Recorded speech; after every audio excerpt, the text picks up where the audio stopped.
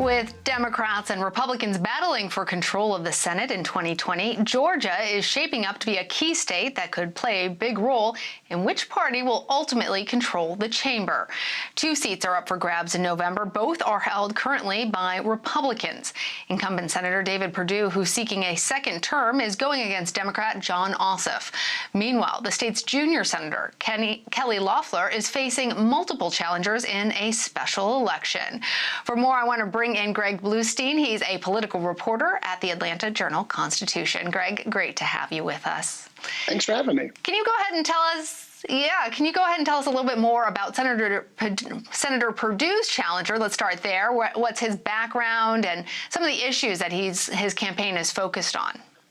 It's Jon Ossoff. He's an investigative journalist. He runs a company that produces documentaries and films that he sells to different news outlets. And he's running on an anti-corruption campaign, and he won a 7-candidate primary outright. In Georgia, there's a runoff if you don't get 50% plus 1 of the vote. And he won that contest outright against some pretty tough competition to challenge David Perdue, a former Fortune 500 chief executive who ran in 2014 as an outsider, as someone who is now he calls himself the original outsider. It's a very interesting matchup because in 2017, Jon Ossoff gained national attention for his special election campaign that was seen as a referendum on Trump up in North Atlanta suburbs.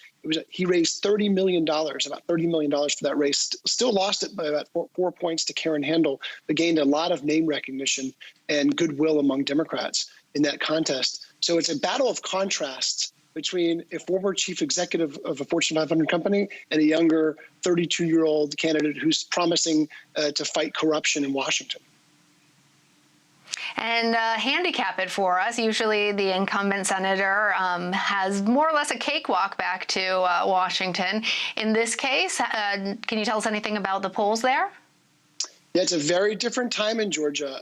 Republicans have held Georgia in every presidential vote since 1996 and have won every statewide election in Georgia for more than a decade. But right now, Democrats have enthusiasm and energy on their side. Stacey Abrams in 2018 came within 55,000 votes of winning the gubernatorial election against Brian Kemp. And Democrats are energized because they outvoted Republicans in the June primary that I just mentioned by a pretty wide margin. So Democrats feel like they've got some traction. And Republicans are nervous. They're spending, national Republican groups have already reserved $24 million in ads to defend those 2 Republican seats, not just David Perdue, but also, as you mentioned, Senator Kelly Leffler. So they've got two seats on the map to defend right now, and they're not taking it lightly. They are taking these challenges and trying to fortify Georgia against Democratic challengers. Well, let's go ahead and talk about Senator Kelly Loeffler. She's facing opposition from both Democrats and Republicans in a special election. Tell us a little bit more about how she was appointed to her seat and who some of the candidates are who are looking to defeat her. Yeah, Kelly Leffler is a former financial executive whose husband owns a Atlanta-based company that actually owns the New York Stock Exchange. So she's promised to spend $20 million of her own money to defend that seat in this election alone. So she's putting her money where her mouth is in this race. She was appointed by Governor Brian Kemp back in December over the objections of President Trump, who wanted someone else in that seat. That's Congressman Doug Collins, a 4-term incumbent from the Gainesville area, a very Republican-heavy area in North Georgia. He was one of Donald Trump's chief defenders in the impeachment hearings. And he said, if you don't appoint me, I'm going to run no matter what. He jumped in the race shortly after Kelly Leffler was sworn into office. So that's given her a formidable challenge on the right. And on the left, she's got the Reverend Raphael Warnock. He is the pastor of Atlanta's Ebenezer Baptist Church, the same church where Martin Luther King Jr. once pastored. So he's the leading Democrat in that race. And he is calling himself the moral voice, the moral authority, someone who can bring some direction and a moral compass to Washington. And there's also 18 other candidates in this race. They're all on the same ballot. There's no primary in this contest like the other one I just mentioned. They're all on the same jumbled vote because it's a special election. So it will likely lead to a January 2021 runoff between the 2 top contenders. So Georgia could see this race going on for a long time.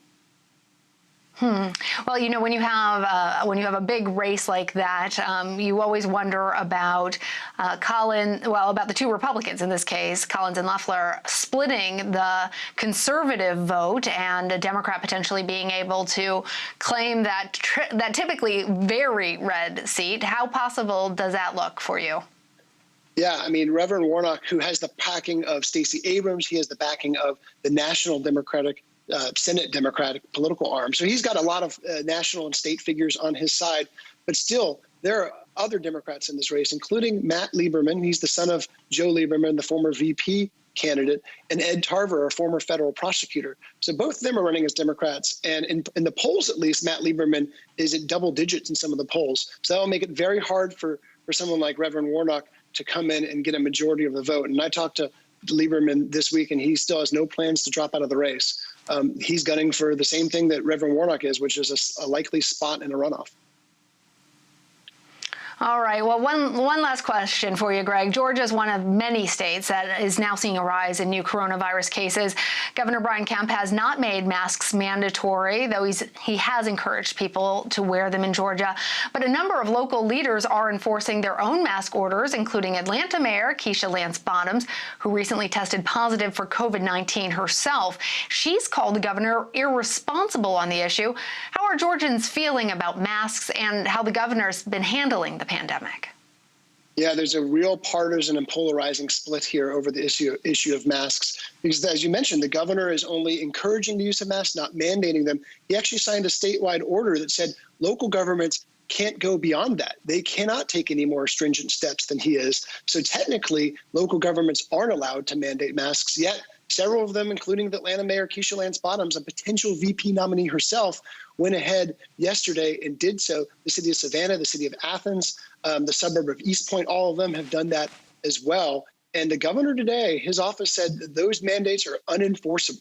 So they're setting up a potential legal showdown between the governor and cities in Georgia over whether or not they can require people to use masks. And from voters and from viewers we're hearing from, there's a real split down the middle. Some people, especially Democrats, are pushing for mask mandates, and some people, especially conservatives in more rural areas, are saying that they don't need them, that people should have their own personal freedoms to decide whether or not they should wear masks.